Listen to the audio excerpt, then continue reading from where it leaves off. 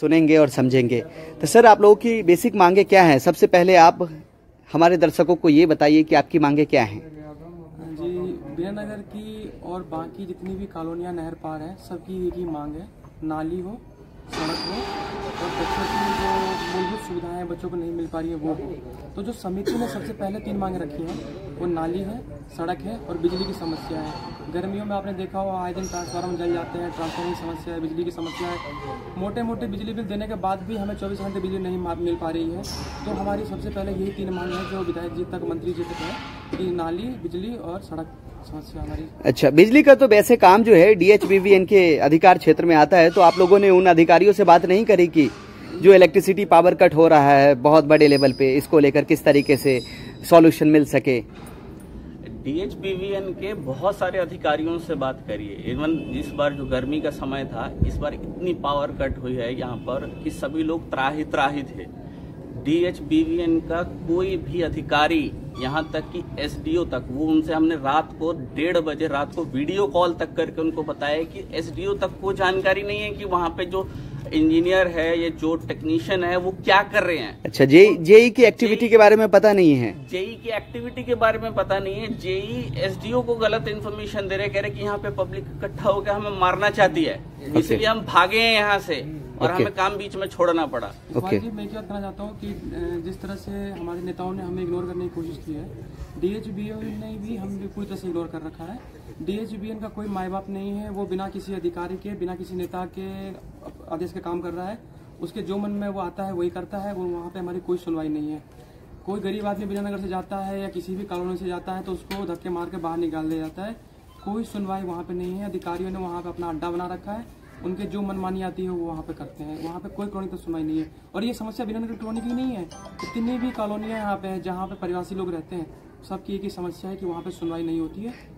तो आप ये कहना चाहते हैं सीधा सीधा कि प्रवासियों की सुनवाई करने वाला यहाँ पे कोई भी नहीं है? कोई नहीं है। प्रवासी इवन वीरानगर में जो भी रहता हो, चाहे वीरानगर में मतलब जितनी भी कॉलोनियाँ हैं वो वहाँ पे प्रवासी ही रहते हैं। इसका मतलब है चाहे वो किसी गाँव से यहाँ आए हों या लोकल ही गाँव से यहाँ आके रह रहे हो, कई बरादरी के लोग भी कॉलोनियों में रहते हैं। तो कॉलोनी में एक बार जो रहता है वो उनके लिए अछूत हो चुका है। उनको चाहे वो कोई भी, चाहे लोकल हो, चाहे वो किसी भी कम्युनिटी का हो, वो उनकी सुनवाई नहीं करते हैं। ओके, तो वीरानगर जो समिति है इसकी जो बेसिक मांगे हैं, जल निकासी की समस्याएं, पानी की समस्याएं और जो सड़कें हैं, इलेक्ट्रिसिटी है, जो बेसिक 4-5 समस्याएं हैं जो दैनिक जीवन के लिए इस्तेमाल होता है, वही जो मांगे 100 साल पहले हमें मांगनी चाहिए थी, या फिर जो मांगे 100 साल पहले पूरी हो जानी चाहिए थी। आज़ादी के बाद जो मांगे पूरी हो जानी चाहिए थी, आज भी हमारी वही मांग है। आज आज़ादी के 76 साल के बाद भी आप यही डिमांड करते हुए नजर आ रहे हैं, जो कि कहीं ना कहीं और बिजली की मांग कर रहे हैं, जो कि पहले ही पूरी हो जानी चाहिए थी। और इसकी तो हमें मांग भी नहीं करनी चाहिए थी, लेकिन फिर भी हम मांग। आज देखिए, हमारा सौभाग्य करिए, दुर्भाग्य करिए, फरीदाबाद से आज 4 मंत्री हो चुके हैं। एक केंद्रीय मंत्री हो गया, 3 हरियाणा सरकार मंत्री है, कैबिनेट मिनिस्टर। फिर भी ऐसी दुर्दशा हुई है कि आप देखेंगे तो पता लग जाएगा आपको। हाँ, चारों तरफ यहाँ पे वाटर लॉकिंग और रोड जो है बहुत डैमेज है चारों तरफ। इसको लेकर हमने भाजपा के जनप्रतिनिधि से बात भी करी थी कि आप जीत के आते हैं तो वो किस तरीके का विकास करेंगे। हालांकि उन्होंने TI News 18 के माध्यम से आश्वासन तो दिया है, लेकिन वो आश्वासन चुनावी दावे होते हैं, वो देखते हैं कि जमीन पे कब उतरता है, देखते हैं होपफुली। आप बताइए सर, और भी क्या क्या लगती है समस्याएं? जैसे हमें खबर मिली है कि यहाँ पे नशा जो होता है, नशा की समस्या भी काफी बहुत बड़ी है, इसके बारे में क्या कहेंगे? इसके बारे में सिर्फ एक शब्द यही कि इससे छुटकारा कैसे, निजात कैसे पाया जाए। हर 500 मीटर में एक ठेका खुला हुआ है और यहाँ पर हम लोगों को इतनी समस्या है कि हम अपने बच्चों को, स्पेशली जिनके घर में बेटियां हैं, जिनके हम अपनी वाइफ तक को ये नहीं बोल सकते कि आप पैदल जाके वहां तक चले जाइए। ठेके की समस्या की वजह से लोग वहाँ पे पीते हैं, हुड़दंग करते हैं, गंदी भाषा का प्रयोग करते हैं और बहुत सारे तंज कसते हैं। ओके, जो सभ्य नागरिक है वो वहाँ से नहीं निकल पाएंगे, ऐसी समस्याएं हैं। नहीं निकल सकते। ऐसा देखा है हमने आपके कॉलोनी में, जगह जगह ठेके आपको दिखाई दे जाएंगे। एक तो चौक पे है, दूसरा सूर्या विहार के अंदर एक कॉलोनी के अंदर बसा हुआ ठेका है, अगमानपुर में है, उसके आगे भी ठेका है। चारों तरफ ठेके से भरा हुआ है फरीदाबाद। एक्चुअली बहुत लोग कहते हैं कि फरीदाबाद जो है ठेके का शहर है, जैसा कि अभी कुछ दिन पहले दिल्ली के अंदर ऐसी समस्याएं, लीकर पॉलिसी, एक्साइज पॉलिसी को दिल्ली सरकार ने चेंज किया था, सेम वैसी ही सिचुएशन यहाँ पे कंटिन्यूअस दिखती रहती है।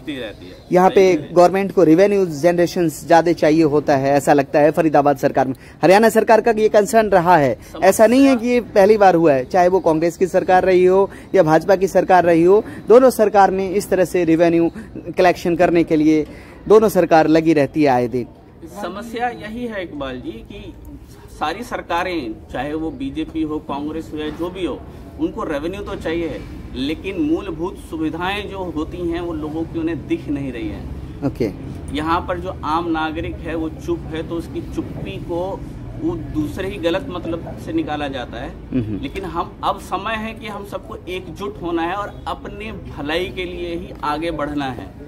हमें उनसे अपनी मूलभूत सुविधाओं को वापस लेना है, वही हम लोगों का उद्देश्य है। और जितनी जल्दी हम इसे हासिल कर पाएंगे, हम सबका विकास होगा, क्षेत्र का विकास होगा और स्वयं यहाँ के मंत्रियों का विकास होगा। चलिए, इसके लिए आपको भी बहुत ढेर सारी शुभकामनाएं और समिति के लोगों को भी बहुत ढेर सारी शुभकामनाएं और कॉलोनी वासी को भी। मुझे इस मुद्दे पे एक बात याद आ गई कि जो सरकार की सबसे अच्छी योजना जो हर घर तक पहुंच गई है, गली तक पहुंच गई है, वो ठेके की योजना है। अच्छा। कि सरकार ने ठेका हर गली में खोलने की कोशिश की है और हर रोड पे खोल दिया है। जिस रोड पे चलने की जगह नहीं है वहाँ सरकार ने ठेका खोल दिया है। तो ये सरकार की सबसे सफल योजना कही जा सकती है कि ठेके की योजना खोल दी उन्होंने हर रोड। ये प्राइवेटाइजेशन है, इसका टेंडर लगता है इस वजह से। जब आपके कॉलोनी में अडानी गैस पाइपलाइन देखिए कितनी तीव्र गति से पहुंचा है, जहां पे नाली की समस्याओं को रिजॉल्व करना था गवर्नमेंट बॉडीज की तरफ से, लेकिन वो प्रॉब्लम सॉर्ट आउट नहीं हुआ और गैस पाइपलाइन देखे चंद महीनों में आपके यहाँ इंस्टॉल हो गया और वो ऑपरेशनल भी हो गया शायद, अगर मैं गलत नहीं हूँ तो। हाँ, कुछ जगहों पे ऑपरेशनल हो गया है। इस तरीके की समस्याएं है, जो बेसिक मूलभूत समस्याएं हैं उसकी डिमांड आप लोग कंटिन्यूअस कर रहे हैं। और भी कुछ वक्ता है, उनसे भी जानेंगे। वो लोग कई बार मैं जब सभा करता रहा हूं तो वो हमें दिखे भी हैं अपनी पॉलिटिकल इसमें, जब मैं कई बार कवर करता रहता हूं। तो क्या लग रहा है सर, आप लोगों की बातें तो होती रहती है मंत्री महोदय से और ऑनरेबल जो एमएलए है उनसे, तो क्या क्या आप लोगों ने मांग रखी है? देवेंद्र जी से मैं मिला भी हूँ एमएलए के हाउस पे। देवेंद्र जी, आपको शायद याद होगा, तो किस तरीके से आप लोगों ने मांग रखी है? देखिए इकबाल जी, मांगे तो हम लोग पहले से भी रखते आ रहे हैं और निरंतर आगे भी रखते रहेंगे। और सभी लोगों को पता है कि यहाँ से प्रेजेंट में 4 प्रतिनिधि हैं जो मंत्री के रूप में हैं, एक कैबिनेट मिनिस्टर हैं और 3 हरियाणा सरकार। ये तीन कौन कौन है? एक अपने कृष्णपाल गुर्जर जी हो गए जो सेंट्रल में है, और 3 मंत्री और हो गए। एक विपुल जी है जो कैबिनेट मिनिस्टर है, और 2 मंत्री और हो गए, गौरव गौतम हो गए, और एक अपने तिगांव से हो गए गौरव गौतम पलवल जी, स्टेट मिनिस्टर है, इंडिपेंडेंट है। हाँ। और हम अपनी मांगों को रखेंगे और बेसिकली हम बहुत मजबूती से रखेंगे और एकजुट होकर रखेंगे। और हमारी 3 ही बेसिक मुद्दे हैं, नाली, गली और आरसीसी बिल्डिंग। इसके अलावा हमें सेकेंडरी मैटर पे नहीं जाना है, पहले हम प्राइमरी मैटर पे फोकस करेंगे और हम उम्मीद करेंगे कि हमारी समस्या का समाधान जल्द से जल्द हो सके। चलिए, देवेंद्र जी से भी बात करेंगे, ये भी कमेटी के बहुत पुराने मेंबर है, ये भी एस्टेब्लिश्ड मेंबर है। जी देवेंद्र जी, तो आपको कैसे लग रहा है, किस तरीके से आप लोग समिति को आगे बढ़ाते हुए दिख रहे हैं? समिति किस तरीके से दिन दोगुना चार चौगुना आगे बढ़े और वो अपनी राय बहुत मजबूती के साथ ऑनरेबल एमएलए तक पहुंचा सके? अभी हम कोशिश कर रहे हैं डोर टू डोर आगे जाने की, डोर टू डोर कैंपेन गली गली करने की, जिससे हम समिति को अपना और मजबूत कर सकें। क्योंकि पीपल्स अवेयरनेस बहुत इम्पोर्टेंट रोल प्ले करता है इसमें, कि जितने हम लोगों को जगह पाएंगे और जितने लोग आपके साथ होंगे, क्योंकि लोगों का जो आपके साथ जुड़ाव होगा वही बहुत इम्पोर्टेंट रोल करेगा। क्योंकि जितने लोग रहेंगे, पॉलिटिकल लीडर आपकी बात उतनी मजबूती के साथ सुनेंगे। हमारी एकजुटता ही हमारी ताकत है। बिल्कुल, जो समिति की एकजुटता है वो बहुत इम्पोर्टेंट रोल करेगी।